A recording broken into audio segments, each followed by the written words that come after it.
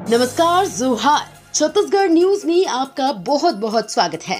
इससे पहले आप न्यूज को कहां से देख रहे हैं, कमेंट में जरूर बताएं। साथ ही चैनल को सब्सक्राइब करना बिल्कुल ना भूलें। छत्तीसगढ़ में प्रियंका ने भरे हुंकार, कहा बीजेपी संविधान बदलने की रच रही साजिश। कांग्रेस की जनरल सेक्रेटरी प्रियंका गांधी छत्तीसगढ़ के दौरे पर हैं, जहां उन्होंने बालोद में एक चुनावी रैली को खिताब किया। कांकेर लोकसभा क्षेत्र के तहत आने वाले बालोद जिले में चुनावी रैली को खिताब करते हुए उन्होंने बीजेपी पर निशाना साधा। कांग्रेस नेता ने कहा कि बीजेपी संविधान बदलने की साजिश रच रही है। प्रियंका ने कहा कि बीजेपी के कई लीडर जहां जहां स्पीच दे रहे हैं वहां कह रहे हैं कि हमको 400 सीट दे दो, हम संविधान को बदल डालेंगे। छत्तीसगढ़ में दिग्गजों का जमावड़ा, योगी आदित्यनाथ के स्वागत में बुलडोजर तैयार। लोकसभा चुनावों को देखते हुए छत्तीसगढ़ में दिग्गजों का जमावड़ा लगने वाला है। यूपी सीएम योगी और कांग्रेस महासचिव प्रियंका गांधी छत्तीसगढ़ दौरे पर रहेंगे। छत्तीसगढ़ प्रदेश कांग्रेस कमेटी के प्रभारी सचिन पायलट मोहड़ डोंगर गांव पहुंचे। यहां पहुंचकर उन्होंने जनसभा स्थल का निरीक्षण किया। प्रदेश कांग्रेस कमेटी के प्रवक्ता रूपेश दुबे ने बताया कि पायलट ने तैयारियों का जायजा लेने के बाद व्यवस्था की सराहना की है।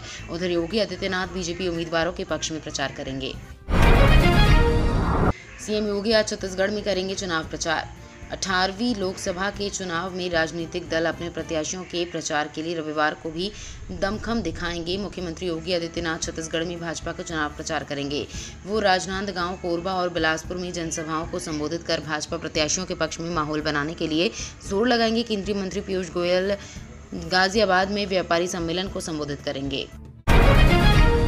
छत्तीसगढ़ में गरजे सीएम योगी, कहा कांग्रेस घोटालों, आतंकवाद और नक्सलवाद का पर्याय है। उत्तर प्रदेश के मुख्यमंत्री योगी आदित्यनाथ ने कांग्रेस पर निशाना साधते हुए रविवार को कहा कि वो घोटालों, आतंकवाद और नक्सलवाद का पर्याय है। योगी ने छत्तीसगढ़ की राजनांदगांव लोकसभा क्षेत्र में एक चुनावी सभा को संबोधित करते हुए कहा कि अयोध्या में रामलला के लिए 500 वर्षों का इंतजार प्रधानमंत्री मोदी के कारण समाप्त हुआ। उन्होंने दावा किया कि कांग्रेस घोटालों, आतंकवाद और नक्सलवाद का पर्याय है। जिस उम्र में युवाओं के हाथ में पुस्तक होनी चाहिए, दुनिया को आगे बढ़ाने का जज्बा होना चाहिए, कांग्रेस ने उनके हाथ में तमंचा पकड़ा दिया। छत्तीसगढ़ में सालाना 0.5% की दर से बढ़ रही बिजली की मांग। घरेलू बिजली के साथ लगातार राज्य में औद्योगिक व कृषि क्षेत्र में बिजली की मांग बढ़ रही। पिछले 5 साल के आंकड़ों पर नजर डालें तो औसतन प्रतिवर्ष 7.50% बिजली की खपत में वृद्धि हो रही। सर्वाधिक मांग मई माह में रहती है, पर इस बार अप्रैल माह में ही पीक आवर्स में अब तक 5,900 मेगावाट तक मांग पहुंच चुकी है। 6,200 मेगावाट तक बिजली की खपत पीक आवर्स में होने का अनुमान लगाया जा रहा है। छत्तीसगढ़ में मोबाइल फोन की तरह रिचार्ज होंगे बिजली मीटर, शहर भर में कराया गया सर्वे। छत्तीसगढ़ के रायगढ़ जिले में स्मार्ट मीटर पर अब ब्रेक लगा दिया गया है। अब काम लगभग 2 महीने बाद ही शुरू हो पाएगा। वहीं अफसरों ने शहर में सर्वे कराकर अपनी तैयारी पूरी कर ली है। ठेकेदार मीटर लेकर तैयार है। चुनाव के बाद लगाए जाने का काम शुरू करने की बात कही जा रही है। इसके लिए पहले डोर टू डोर सर्वे कराया गया। सर्वे के दौरान ज्यादा बकायेदारों को बिल अदा करने को कहा गया है। छत्तीसगढ़ के 5 जिलों में पारा 44 डिग्री के पार। छत्तीसगढ़ में इन दिनों तेज धूप और भीषण गर्मी पड़ रही है। तापमान 43 डिग्री से पार हो चुका है। गर्म हवाएं चल रही हैं। प्रदेश के 5 जिलों में पारा 41 से 42 डिग्री से ऊपर है। हालांकि मौसम विभाग ने राहत की खबर दी है। इस बीच एक बार फिर मौसम बदलने की संभावना है। आगामी 2 दिनों में तापमान में कोई विशेष बदलाव की संभावना नहीं है। छत्तीसगढ़ शराब घोटाले में ईडी की बड़ी कार्रवाई। छत्तीसगढ़ शराब घोटाले में ईडी ने बड़ी कार्रवाई की है। ईडी ने इस मामले में रिटायर्ड आईएएस अफसर अनिल टुटेजा को गिरफ्तार कर लिया। करीब 2,000 करोड़ रुपए से ज्यादा के इस शराब घोटाले में ईडी ने 8 अप्रैल को चार्जशीट दायर की थी।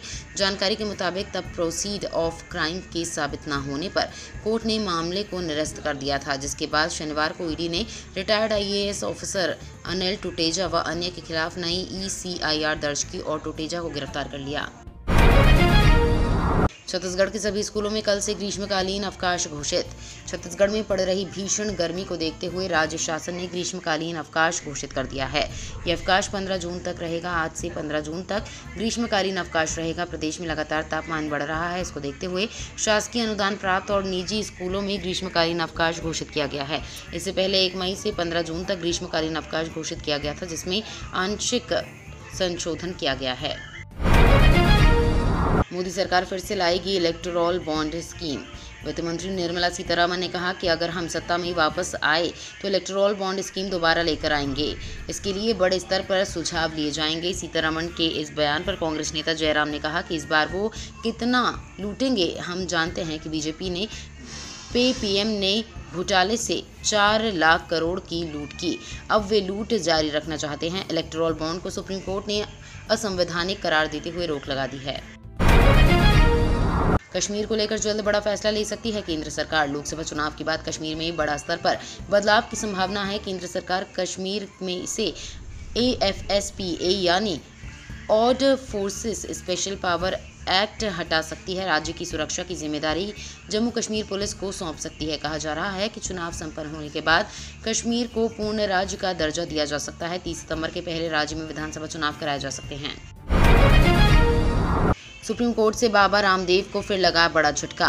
योग गुरु स्वामी रामदेव को सुप्रीम कोर्ट से झटका लगा है। उनका योग शिविर सर्विस टैक्स के दायरे में आ गया है, जिसके बाद पतंजलि योग पीठ ट्रस्ट को अब सेवा शुल्क का भुगतान करना होगा। सुप्रीम कोर्ट ने सर्विस टैक्स अपीलेट ट्राइब्यूनल के फैसले को बरकरार रखा है। ट्राइब्यूनल ने पतंजलि योग पीठ ट्रस्ट को आवासीय और गैर आवासीय दोनों योग शिविरों के आयोजन के लिए सर्विस टैक्स का भुगतान अनिवार्य बताया।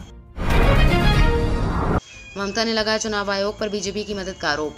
पश्चिम बंगाल की सीएम ममता बनर्जी ने चुनाव आयोग पर भाजपा की मदद करने का आरोप लगाया है। ममता ने कहा कि चुनाव आयोग ने पीएम नरेंद्र मोदी और उनके मंत्रियों के प्रचार करने के लिए 7 चरण के चुनाव की योजना बनाई है। इसलिए 19 अप्रैल से 1 जून तक चुनाव निर्धारित किए गए हैं, जिससे कि मोदी और उनके मंत्रीगण विपक्ष को कंट्रोल करने के लिए हर चरण से पहले देश भर में विशेष विमानों से यात्रा करें। सोलर सेल बनाने वाली कंपनी लॉन्च करेगी अपना IPO। सोलर सेल बनाने वाली भारत की दूसरी सबसे बड़ी कंपनी प्रीमियर एनर्जीज अपना IPO लाना तैयारी में जुटी हुई है। कंपनी इसके जरिए 1500 करोड़ रुपए से ज़्यादा फंड जुटाने की तैयारी कर रही है। कंपनी ने बताया कि वो इन पैसों का इस्तेमाल विभिन्न कार्यों में करेगी। कंपनी ने इसके लिए SEBI के पास ड्राफ्ट फाइल किया है। ड्राफ्ट फाइल के मुताबिक कंपनी प्री IPO प्लेसमेंट के जरिए 300 करोड़ रुपए तक जुटा सकती है। स्वास्तिक नाम होने के कारण उबर ने भारतीय महिला पर लगाया बैन। भारतीय मूल की ऑस्ट्रेलियाई महिला स्वास्तिका चंद्रा को कैब सर्विस प्राइवेट कंपनी उबर ने बैन कर दिया है। उबर पर बुकिंग कर रही महिला ने जैसे ही अपना नाम स्वास्तिक लिखा तो अपनी कंपनी ने इसे आपत्तिजनक समझ लिया। इसके बाद महिला को नोटिफिकेशन मिला कि उसने कंपनी के नियमों का उल्लंघन किया है। हालांकि महिला ने जब भारत में स्वास्तिक का अर्थ बताया तो कंपनी ने माफी मांगी और बैन हटा दिया। ये तो थी आज की बड़ी खबरें। अगर आपको न्यूज़ पसंद आई हो तो वीडियो को लाइक और शेयर करना बिल्कुल ना भूलें। धन्यवाद।